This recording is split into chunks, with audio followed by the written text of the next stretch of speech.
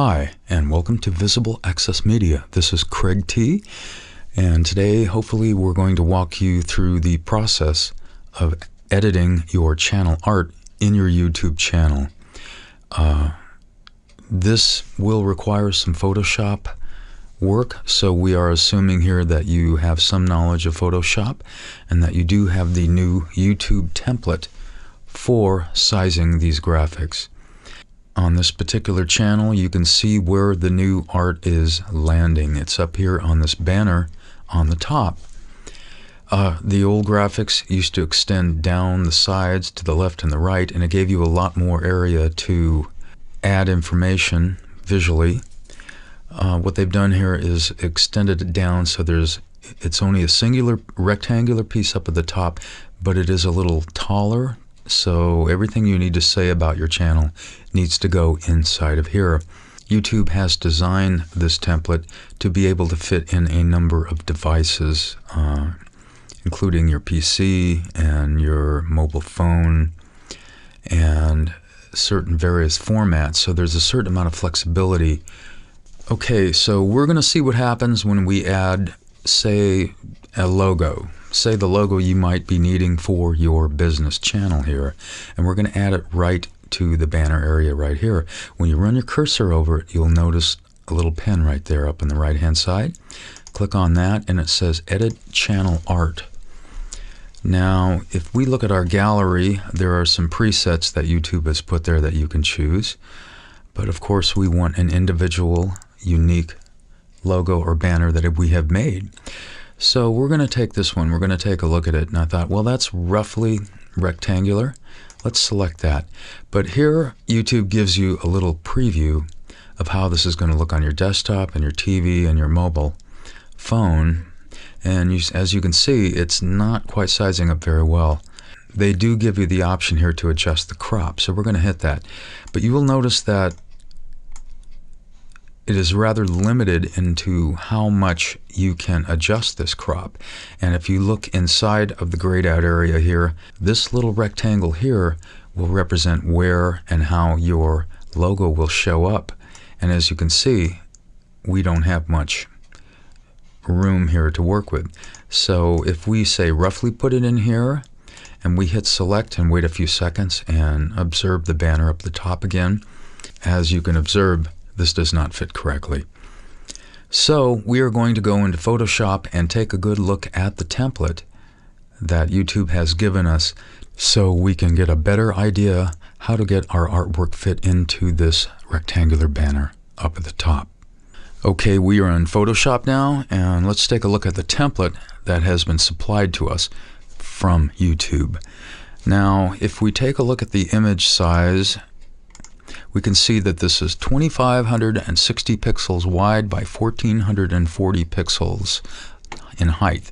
The resolution is 300 dpi, so they're hoping that you can start with some fairly good high-res graphics.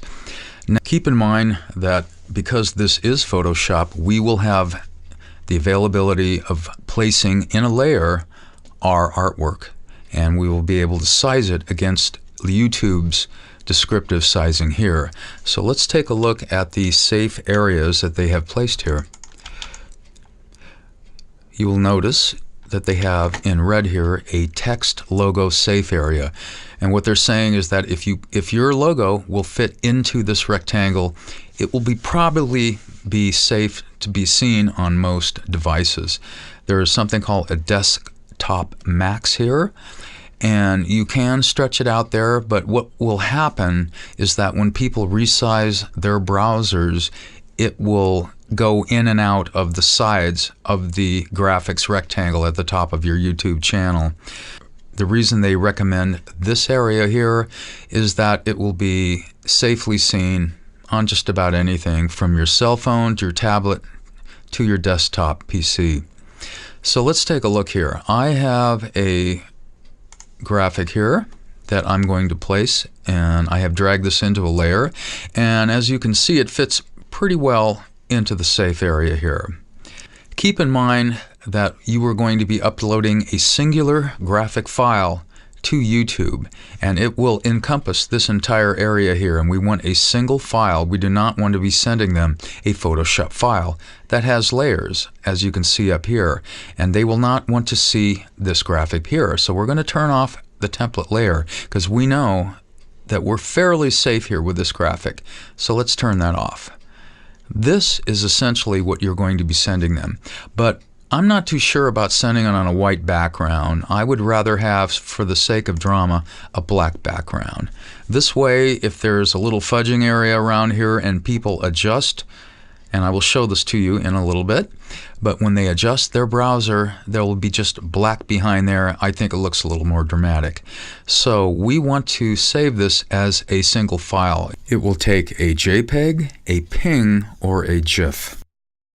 Now, because I think that a black background would be a little more dramatic for this, we're going to put the black layer on top of the white, and now we're going to save and put it in our folder.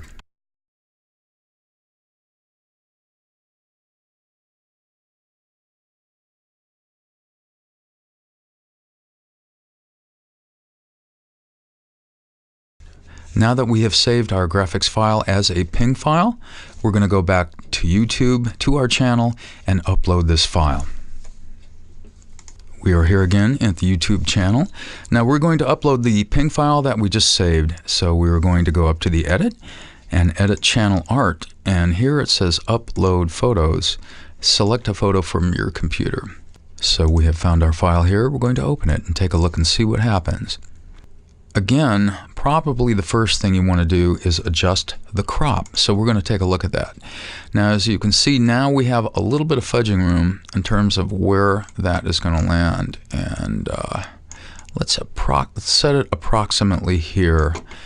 And when we hit select, it will preview it up at the top here. So we're going to give it a couple seconds and see where it lands. Not too bad. And again, what I was talking about is this. When a person moves their browser, you can see, you do want a certain amount of fudging room there. Now, as we look at it, we can see that there is a lot of black space on either side of the logo here. This is a matter of personal choice, but it goes a little further than that. Let's take a look at this photo on our cell phone and look at the YouTube app there and see exactly how it fit. Well, I think this looks pretty good, but there is a discrepancy between how this appears on our YouTube channel in a personal PC versus a cell phone, and I would like to bridge that gap. I'm going to go back, get our original graphic, and add another background graphic behind the logo.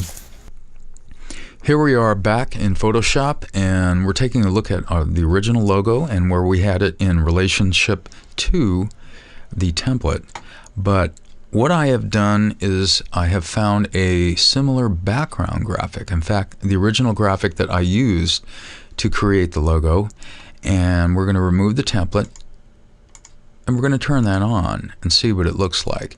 What will happen now is, rather than a black background, this matching graphic will appear behind our logo. And I think a good way to make that logo stand out a little at some point is to take the blending options and go up to drop shadow. Let's kind of create a little drop shadow there. We're going to make it a little bigger, a little darker, so it kind of stands out a little bit. And hopefully this way we will have the best of all worlds when it comes to a mobile device or the PC or an iPad, any kind of tablet. Let's go with this. So what we're going to do now is, including the black background here, we're going to save this as a PNG file, and we're going to go over the last graphic. And we're going to replace that. Now let's go back to YouTube and upload that graphic and see what it looks like. Here we are back at our YouTube channel, and we're going to upload that same PNG file right on top of this one. So we're going to choose the file and upload that, and then once this uploads, we're going to take one more look at the crop. So we're going to hit the adjust the crop button. As you can see, this just might work to our advantage. If we kind of center that a little bit, get that a little bit tight on the image from top to bottom, and allow the background image to show to the sides, This might do just what we need. Let's go with that. We're going to hit select, and we're going to wait a few seconds and see what the outcome is here. We're taking a look at how the upload worked for us, and we like this. There is space on the sides, but it is the same style of graphic. This means it'll look great on a mobile phone or on a tablet and on your PC. So this is how we do it here. Thanks for listening. This is Craig T. on Visible Access Media. Thanks for watching.